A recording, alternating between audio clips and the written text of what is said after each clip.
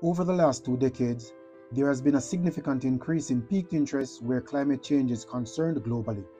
The interest has intensified twofold within the Caribbean, with local leaders looking for ways to combat this phenomenon. One such avenue is renewable energy.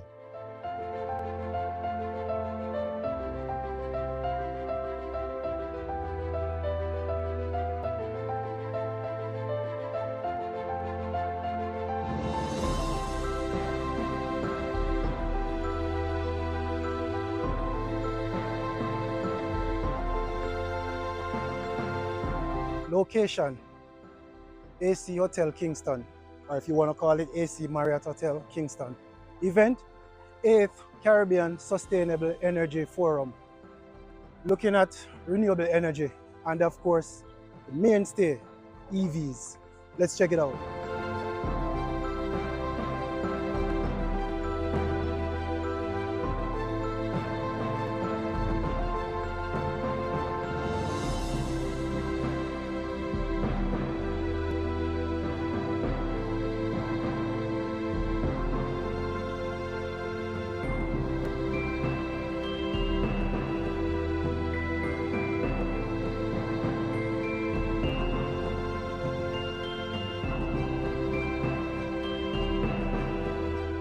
I think the first thing is really around the cost of doing business, of transporting, pursuing transportation, to the extent that people can see that it is cheaper, easier, then they will tend to make the change.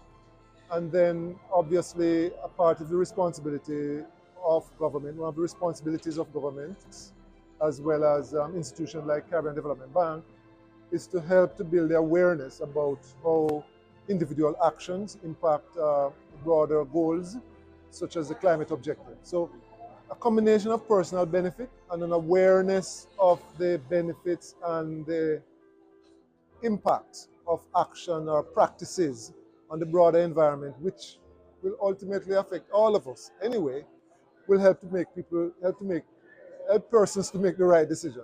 I think one of the great things about electric mobility is that there are a lot of great lessons that are already out there from the world, whether we're talking about Europe, China, Oceania, North America.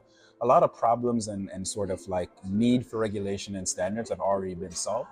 Really and truly is for us to understand them first and foremost, and then apply them to our region specifically. Many stakeholders are now intensifying efforts to maximize this source of energy in various sectors, from agro-processing to manufacturing and many other areas.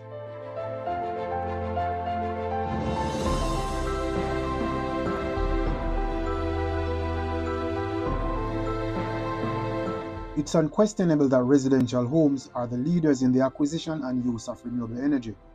But one major area is that of transportation.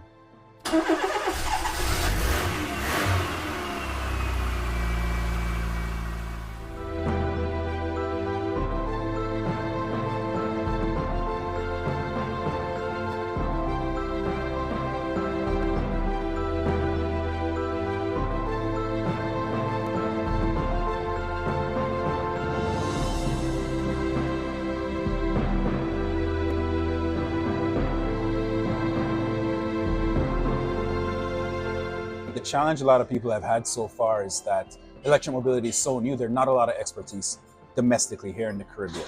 And so, there isn't a guiding set of local knowledge necessarily outside of, a few of us in the industry that have been working both here and abroad that we can bring into it. But, CCRE and CARICOM have put a lot of work and time and effort and energy in creating the regional electric vehicle strategy, the REVs, and that really can form a guiding document to help first identify the different areas where policy and regulation are needed, and then to bring in some of those best practices, not only internationally, but for some of the markets domestically, like Barbados, Jamaica, Bahamas, that have already been successful, and use some of those lessons learned to make the job a lot easier for everybody else who perhaps isn't quite as far along on the journey. One of the important things is to make sure that as we are implementing projects, as we are trying to make our transition for energy use more sustainable, that women are represented in the sector, and that women who are A lot of times the primary users of energy, whether it's cooking, cleaning, whatever it is that's happening in the home, that's their interests are represented in any projects that we're doing. So we need women to be a part of the conversation in the planning and the execution of projects, and also we need to represent the needs of women as we are doing the energy transition. Motor vehicle buyers are now open to the prospect of ditching petrol-run vehicles for solar-powered ones. So, I mean, the cost of electricity in Jamaica really depends on the rate.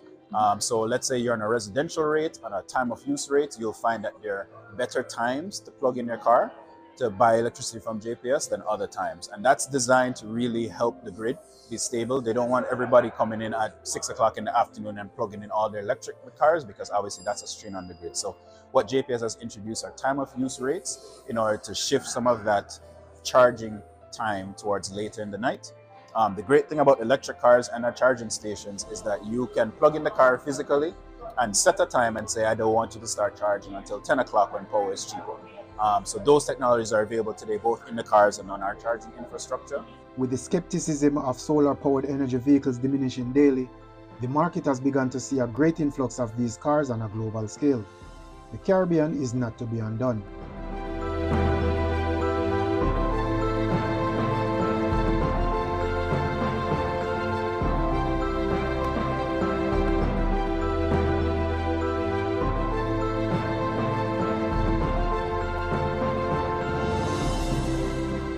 So, electric mobility is really only as clean as the grid that you power the vehicles from. But of course, with distributed generation, you can power anything from the sun using solar panels and inverters.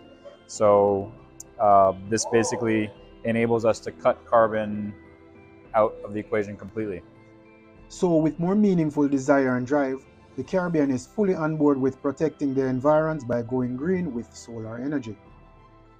The sustainability of the Caribbean is far in advance with the shift in mindset to secure a cleaner, safer planet. I am Melvin Pennant.